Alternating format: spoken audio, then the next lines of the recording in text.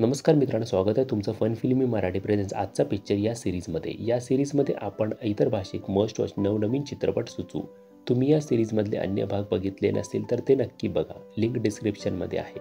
आजच्या पिक्चरच्या आजच्या भागात आपण बोलूया एक कोरियन चित्रपट टॅक्सी ड्रायव्हरबद्दल।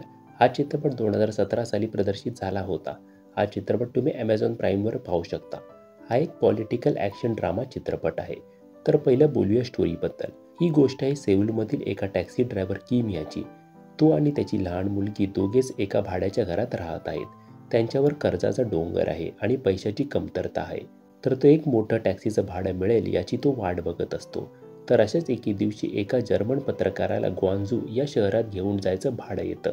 त्यासाठी खूप सारे पैसे मिळणार असतात। तर त्या जर्मन पत्रकाराला तिकडे घेऊन जाणे आणि त्याला परत सुखरूप घेऊन येणे असा प्लॅन असतो।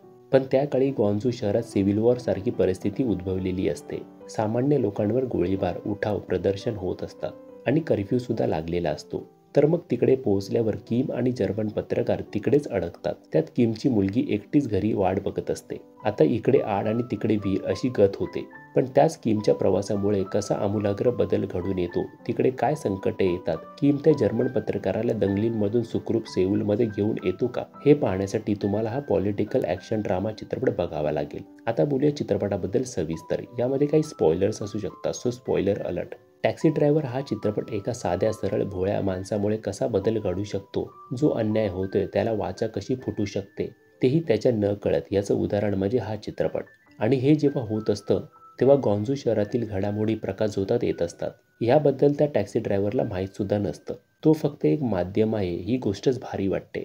चित्रपटाची स्टोरी टेलिंग जर्मन पत्रकाराच्या पॉईंट ऑफ व्ह्यूने दाखवताना त्या टॅक्सी ड्रायव्हरचं मन कसं आहे, मुलीसाठी त्याचा जीव कसा आटतोय, तिच्यासाठी भारीतल्या सँडल घेतानाचा आनंद आणि पैसे मिळत असून सुद्धा प्रवाशाला दिलेले वचन मोडायचं नाही, या तत्वांवर चालणारा टॅक्सी ड्रायव्हर आपल्याला भावतो। टॅक्सी ड्रायव्हर या चित्रपटाची कथा मजेशीररित्या पुढे जाते, विनोदी सुद्धा आहे। हा चित्रपट काही संदेश वगैरे देण्याचा प्रयत्न करत नाही, हे विशेष।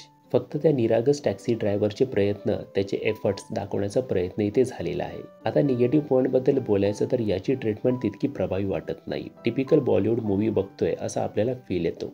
शेवटी ग्वांझूचे टॅक्सी ड्रायव्हर वाचवायला येतात तेच बघून बॉलिवूड मूवी बघतोय असं वाटायला लागतं। तरीसुद्धा हा एक निरागस, साधा, सरळ चित्रपट आपण एकदा नक्की बघू शकतो। टॅक्सी ड्रायव्हर हा चित्रपट तुम्ही Amazon प्राईमवर पाहू शकता। तर या भागात इतकंच, भेटू पुढच्या भागात। तोपर्यंत चॅनलवरचे अन्य व्हिडिओज नक्की बघा। चॅनलला सबस्क्राईब केले नसेल तर सबस्क्राईब जरूर करा। थँक्यू।